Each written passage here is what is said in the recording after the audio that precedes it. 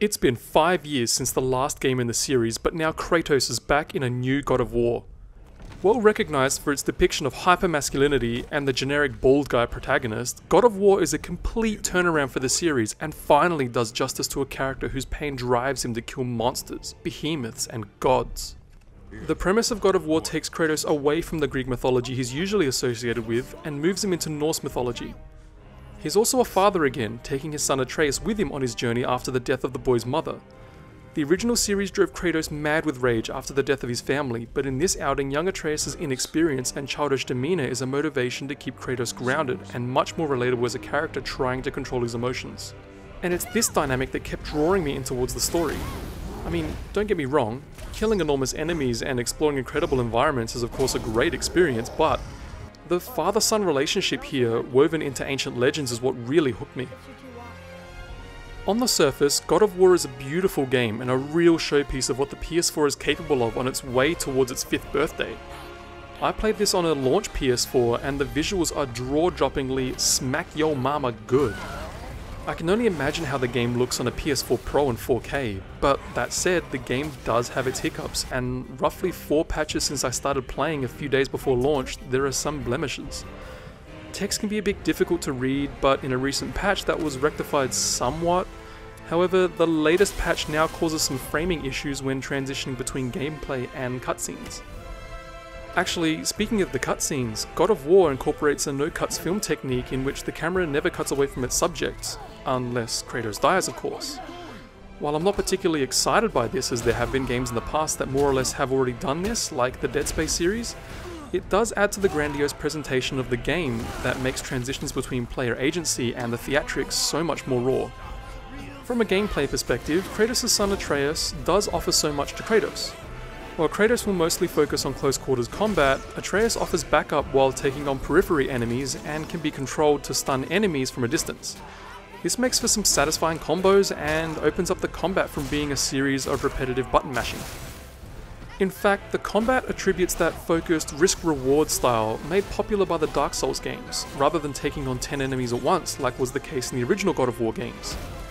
It challenges the player to understand what Kratos is capable of rather than zoning out and going through the motions, and this is all complemented by the game's skill tree and gear management. However, Atreus isn't only used to slay beasts. As I said earlier, he's the means of grounding Kratos, making him necessary in their new adventure in a completely different world. For example, as Kratos is Greek, he can't read Nordic runes, and this plays into the dynamic of the father possessing wisdom but being entirely reliant on the knowledge of his son to progress. And Atreus as a character does challenge his father, which results in Kratos having to open himself up in a way we haven't gotten to see before. It's a third dimension in what was widely considered a 2D character. In terms of combat, the most important piece of Kratos' new arsenal is his Leviathan axe, which completely changes how the series approaches combat and puzzles. It can be used to attack from a distance and charge for devastating attacks, but importantly it's also used in puzzles to freeze or disable mechanisms. While the axe is thrown, Kratos can engage with his shield and fists, which further alters the dynamic. And the way Kratos summons back the axe, exactly how Thor summons his hammer Mjolnir, feels powerful every time. Thankfully, the combat doesn't at all feel stale like previous games used to towards the end when everything was beefed up.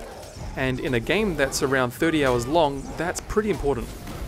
As mentioned earlier, God of War's sense of scale isn't compromised and in fact feels larger than its predecessors, including that insane opening to 2010's God of War 3 on the PS3. Here in 2018's version, while the action may not be balls out insane, the world and mythology itself measures the scale of the experience. Also, God of War isn't explicitly an open world game, but rather takes on elements of the genre and allows you to explore and backtrack most environments. Think more Metroidvania than full-blown RPG. I found myself easily falling into the experience Santa Monica Studios has created in God of War. While many facets of popular culture attribute aspects of Norse mythology, from Tolkien to Marvel, I never really felt particularly familiar with its legends and lessons. In God of War though, it delves deeply into those stories and provides so much context into the backgrounds of many iconic figures and presents a tale in which a new character, a Greek god, might fit into it.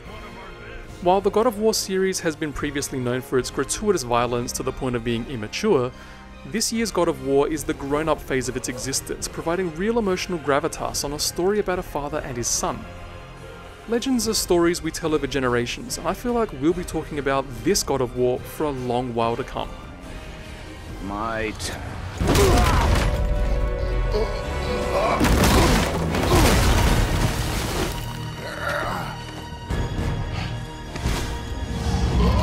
And that's about it for this edition of Player Attack. Thanks for watching. Next week, we look forward to the release of Detroit Become Human with a very special chat with creator David Cage. In the meantime, you can catch us at playerattack.com. We're on Facebook, YouTube, and Twitter. And if you've got something you want to say, send us an email, mailbox@playerattack.com, or just hop on our forums.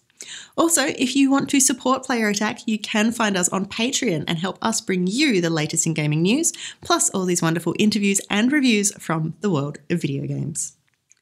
Till next week, I'm Jessica Citizen, and this is Player Attack.